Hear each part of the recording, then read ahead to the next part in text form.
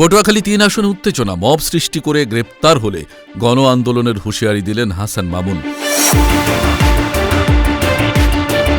পটুয়াখালী ৩ আসনে নির্বাচনী উত্তাপ আরও বেড়েছে। বিএনপির বিদ্রোহী প্রার্থী হাসান মামুন হুঁশিয়ারি দিয়ে বলেছেন, মব সৃষ্টি করে তার নেতাকর্মী ও সাধারণ ভোটারদের গ্রেপ্তার করা হলে গণ আন্দোলন গড়ে তোলা হবে। মঙ্গলবার রাতে নিজের ফেসবুক পোস্টে তিনি এ মন্তব্য করেন। পরে দশমিনা উপজেলায় ঘোড়া প্রতীকের কার্যালয়ে সংবাদ সম্মেলন করে প্রতিদ্বন্দ্বী প্রার্থী নুরুল হক নুরুর বিরুদ্ধে একাধিক অভিযোগ তোলেন হাসান মামুন। তার দাবি, কেন্দ্রীয় কমিটিকে প্রভাবিত করে তাকে ও স্থানীয় নেতাকর্মীদের বহিষ্কার করা হয়েছে। আচরণবিধি ভঙ্গ করে প্রচারণা চালানো হচ্ছে এবং কর্মী সমর্থকদের উপর হামলার ঘটনা ঘটেছে।